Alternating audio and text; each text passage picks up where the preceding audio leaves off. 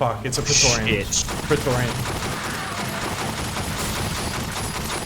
Praetorian. I just queued also. Get around behind him. Get around behind him.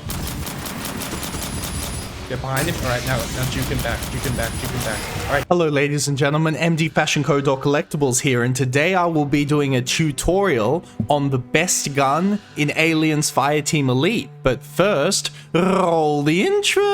He had a dream to play Aliens Fireteam. He collects themes. He's got high self-esteem. He's credible. He's unforgettable. He's commendable. He's MD Fashion Co. Collectibles. Okay. Alright, so the best gun in Aliens Fireteam Elite is the Twilight V.4. Why? Because it can headshot runners and also transition flawlessly into killing warriors, Praetorians, and crushers by hitting their weak point. Now, what attachments do we want to use for the Twilight V4?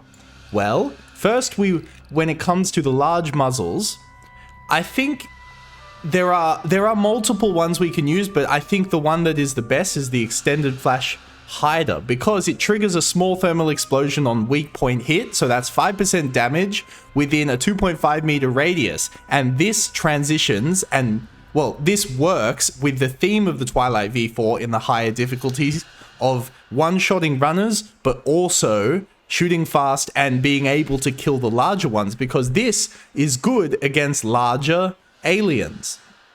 It's also good, it's great against swarms of smaller aliens like runners. So the extended flash hider is the pick. Now these two are pretty good too. Why? Because they have weak point damage of 20% and weak point damage of 20%, but they also have handling and stability here. So when you're using a gunner, which you probably should be using a gunner, you have the ability when you overclock to have it be quite stable. So I'd say these are good too, but the extended flash hider is just more versatile. And in this game, versatility is very, very good because you only have 3 slots of people. So that's why the doc isn't very good. In another topic, that's why the doc isn't very good, because he specializes in healing, whereas it's better when you only have 3 slots, you have to contribute more to damage.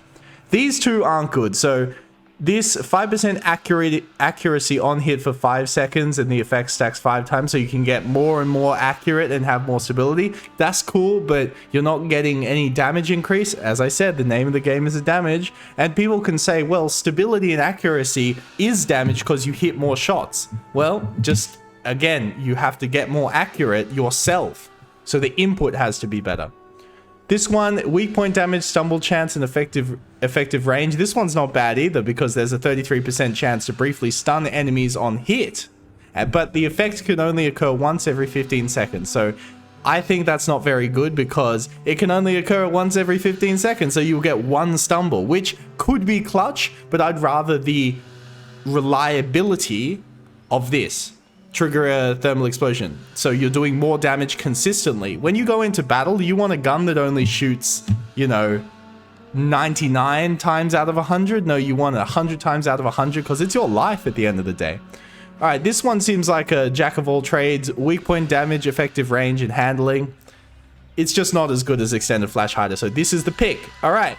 Large magazine, we want the armor-piercing rounds. Why? Because you get increased magazine capacity, which is great, but all these other ones give increased magazine capacity. Yes, but 25% damage against armored targets is very, very good. That's every 4 shots, you get an extra shot. Sign me up. These ones, the fire rate and reload speed, well, when you're playing gunner, fire rate's not an issue. Reload speed isn't really an issue either. It can be, but it's not as good again as the damage. This is the same thing, same deal, right? You want the damage. Yep, this is the same thing too. Reload speed and handling, it's about damage. Magazine capacity, max ammo. Yep, it's about damage, and that's why the armor piercing rounds are the best. Large optics, it's obvious that this is the best one. Why? Because it doesn't zoom in. Let me show you what I mean. So I'm gonna pick any one of these other scopes.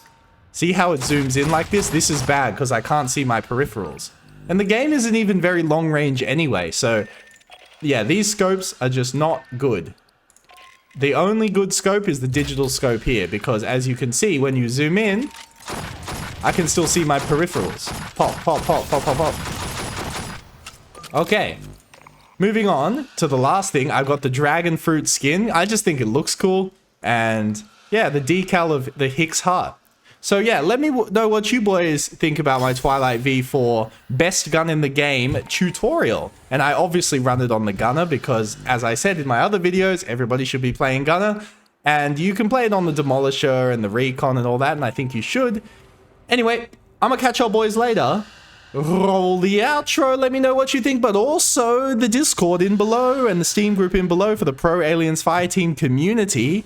For the Discord, Steam link, Facebook group below, and I'm gonna catch y'all boys later. Bye. Oh, y'all turn up right now. If you join the Patreon for $2.50 a month, you get a shout out on the videos and get to go to the Discord channel with the pros. Boys can't comment in or can't chat in unless they part of the Patreon thing. So look down below for the link and tell me what you think, boy.